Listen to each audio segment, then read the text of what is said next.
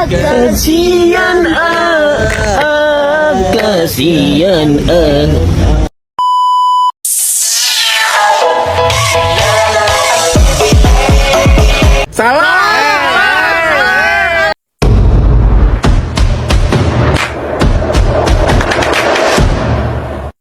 Halo guys, kenalin aku aku Eva Yuniartiningsih dan aku paling Krismas Sinta Nenggolan. Kami dari kelompok 7 Biokimia. Dadah. Pengertian enzim. Enzim adalah biomolekul yang berfungsi sebagai katalis senyawa yang mempercepat proses reaksi tanpa habis bereaksi dalam suatu reaksi kimia.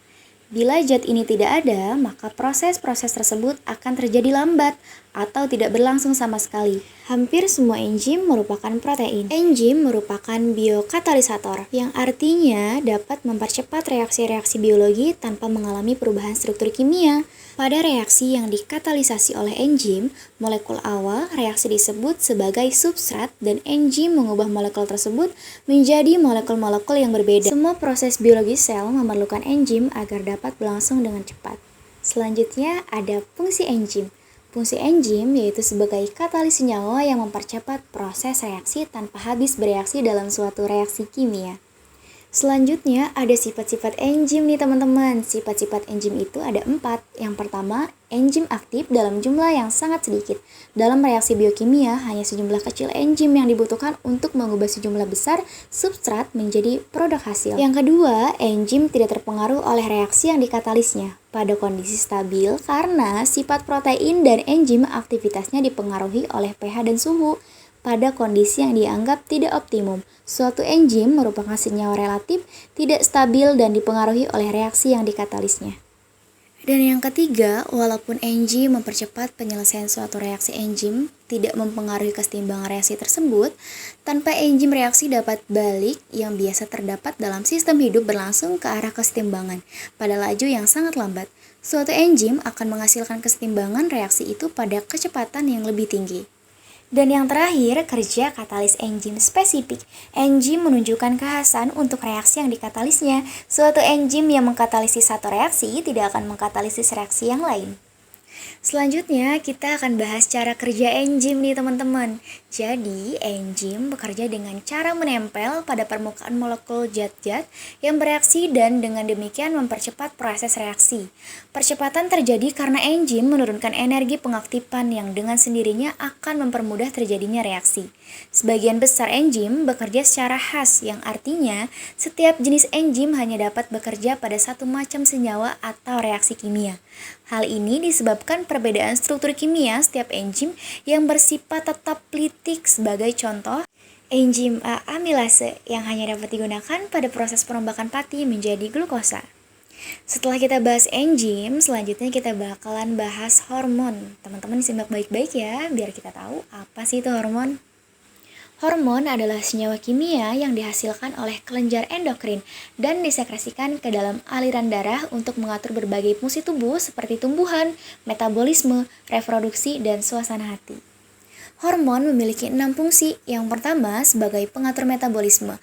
Hormon seperti insulin dan glukagon mengatur kadar glukosa darah, sementara hormon tiroid mengatur tingkat metabolisme basal. Yang kedua, untuk pertumbuhan dan perkembangan. Hormon pertumbuhan dan hormon seksual seperti estrogen dan testosteron memainkan peran penting dalam pertumbuhan dan perkembangan tubuh, termasuk pembentukan tulang dan otot serta perkembangan karakteristik seksual sekunder. Yang ketiga, hormon sebagai regulasi tekanan darah. Hormon seperti aldosteron dan antidiuretik, hormon ADH mengatur tekanan darah dan volume cairan tubuh. Dan yang keempat, sebagai pengaturan siklus reproduksi.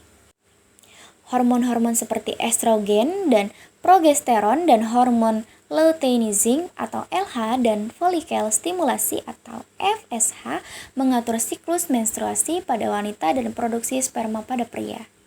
Fungsi hormon yang kelima sebagai respon terhadap stres.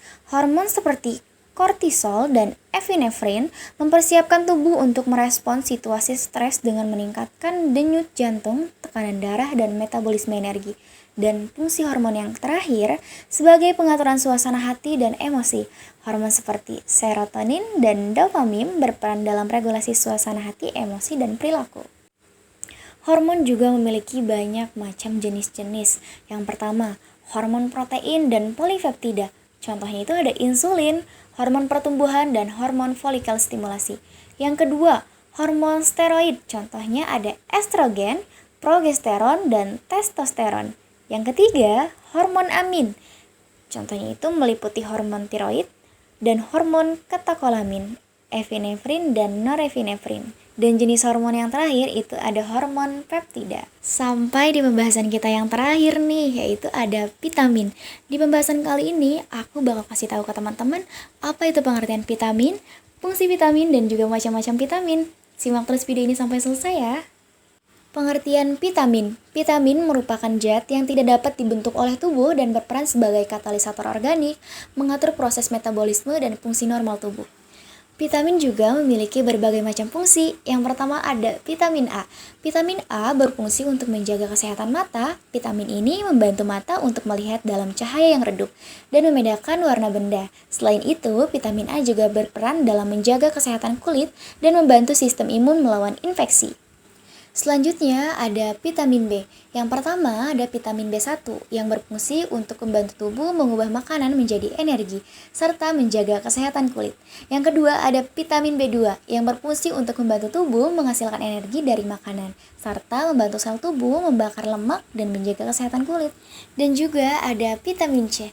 Vitamin C dibutuhkan tubuh untuk memproduksi kolagen. Kolagen sendiri merupakan salah satu serat protein yang berperan dalam menjaga kekenyalan kulit, membantu penyembuhan luka, serta memperkuat pembuluh darah.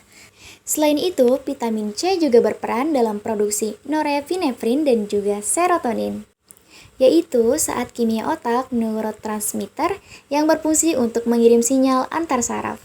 Selanjutnya ada vitamin D. Vitamin D ini berfungsi untuk membantu penyerapan kalsium guna pertumbuhan tulang, terutama pada anak-anak. Selain itu, vitamin ini juga membantu sistem imun dalam melawan infeksi. Dan ketika tubuh kita kekurangan vitamin D, maka akan menyebabkan pelunakan tulang, rakitis, dan rentan terkena infeksi. Selanjutnya ada fungsi vitamin K. Vitamin K ini merupakan vitamin yang berperan penting dalam proses pembekuan darah dan menjaga kekuatan tulang. Kekurangan vitamin K dapat menyebabkan beresiko mengalami perdarahan dan patah tulang. Dan pada umumnya, tubuh kita membutuhkan vitamin yang terdiri atas dua jenis. Yang pertama, vitamin yang larut dalam lemak, seperti vitamin A, vitamin D, vitamin E, dan vitamin K.